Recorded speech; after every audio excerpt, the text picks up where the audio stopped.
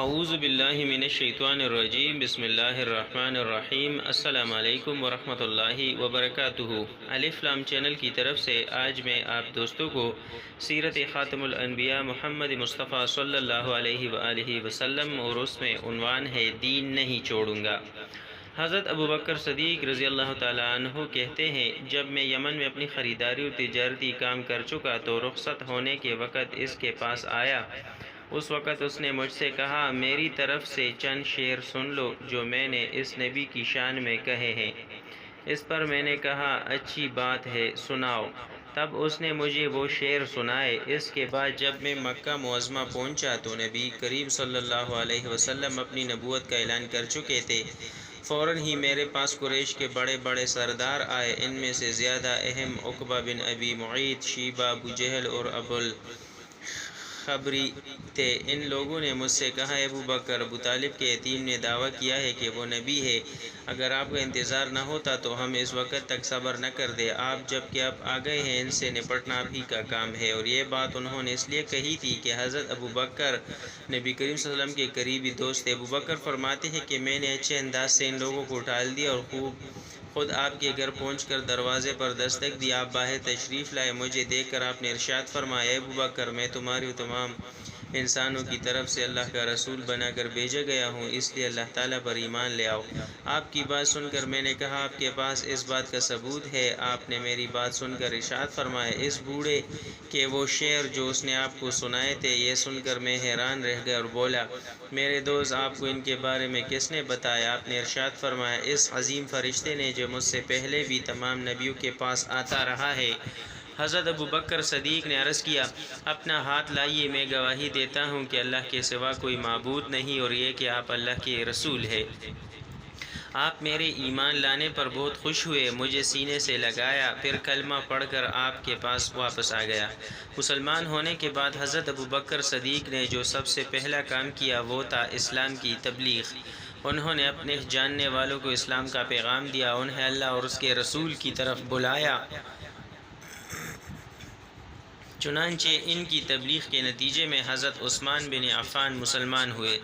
حضرت عثمان کے مسلمان ہونے کی خبر ان کے چچا حکم کو ہوئی تو اس نے انہیں پکڑ لیا اور کہا، تو اپنے باپ دادا کا دین چھوڑ کر محمد کا دین قبول کرتا ہے؟ اللہ کی قسم، میں تجھے اس وقت تک نہیں چھوڑوں گا جب تک کہ تو اس دین کو نہیں چھوڑے گا۔ اس کی بات سن کر حضرت عثمان غنی رضی اللہ تعالیٰ عنہ نے فرمایا، اللہ کی قسم، میں اس دین کو کبھی نہیں چھوڑوں گا۔ ان کے چچا نے جب ان کی پختگی اور ثابت قدمی دیکھی تو انہیں دوئے میں کھڑا کر کے تکالیف پہنچائی۔ حضرت عثمان ثابت قدم رہے۔ حضرت عثمان کی فضیلت میں ایک حدیث میں آیا ہے کہ نبی کریم صلی اللہ علیہ وسلم نے فرمایا، جنت میں ہر نبی کا ایک رفیق یعنی ساتھی ہوتا ہے اور میرے ساتھی وہاں عثمان ابن عفان ہوں گے۔ حضرت ابوبکر نے اسلام کی تبلیغ جاری رکھی۔ آپ کی کوششوں سے حضرت عثمان کے بعد حضرت زبیر بن العوام بھی مسلمان ہو گئے۔ اس وقت ان کی عمر 8 سال تھی۔ اسی طرح حضرت عبد الرحمن بن عوف بھی حضرت ابوبکر صدیق کی کوشش سے مسلمان ہوئے۔ جاہلیت کے زمانے میں ان کا نام عبد الکعبہ تھا۔ نبی کریم صلی اللہ علیہ وسلم نے آپ کا نام عبد الرحمن رکھا۔ یہ عبد الرحمن بن عوف کہتے ہیں۔ امیہ بن خلف میرا دوست تھا۔ ایک روز اس نے مجھ سے کہا، تم نے اس نام کو چھوڑ دیا جو تمہارے باپ نے رکھا تھا؟ جواب میں نے کہا، ہاں، چھوڑ دیا۔ اگر آپ نے ابھی تک میرے اس چینل الف لام کو سبسکرائب نہیں کیا ہوا تو اس چینل کو سبسکرائب کرے اور اس ویڈیو کو اپنے دوستوں کے ساتھ بھی لازمی شیئر کرے۔ میں رحمان کو نہیں جانتا، اس لیے میں تمہارا نام عبد العلالہ رکھتا ہوں۔ چنانچہ مشرک اس روز سے مجھے عبد العلالہ کہہ کر پکارنے لگے۔ حضرت عبد الرحمن بن عوف رضی اللہ تعالیٰ عنہ اپنے اسلام لانے کے واقعہ اس طرح بیان کرتے ہیں کہ میں اکثر یمن جایا کرتا تھا۔ جب بھی وہاں جاتا اسقلان بن عواقب حمیری کے مکان پر ٹھہرا کرتا تھا، اور جب بھی میں اس کے ہاں جاتا وہ مجھ سے پوچھا کرتا تھا کیا وہ شخص تم لوگوں میں ظاہر ہو گیا ہے جس کی شہرت اور چرچے ہیں؟ کیا تمہارے دین کے معاملے میں کسی نے مخالفت کا اعلان کیا ہے؟ میں ہمیشہ یہی کہا کرتا تھا نہیں، ایسا کوئی شخص ظاہر نہیں ہوا، یہاں تک کہ وہ سال آ گیا جس میں نبی کریم صلی اللہ علیہ وسلم کا ظہور ہوا۔ میں اس سال یمن گیا تو اسی کے یہاں ٹھہرا، اس نے یہی سوال پوچھا، تب میں نے اسے بتایا ہاں ان کا ظہور ہو گیا ہے، ان کی مخالفت بھی ہو رہی ہے۔ حضرت عبد الرحمن بن عوف کے بارے میں نبی کریم صلی اللہ علیہ وسلم نے ارشاد فرمایا تم زمین والوں میں بھی امانت دار ہو اور آسمان والوں میں بھی۔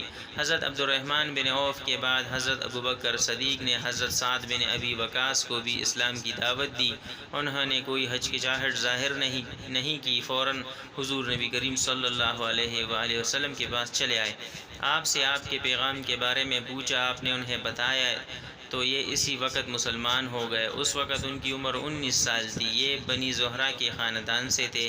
آپ صلی اللہ علیہ وسلم کی والدہ ماجدہ آمنہ بھی اس خاندان سے تھی، اس لیے حضرت سعد بن ابی وقاص رضی اللہ تعالیٰ عنہ حضور صلی اللہ علیہ وسلم کے ماموں کہلاتے تھے۔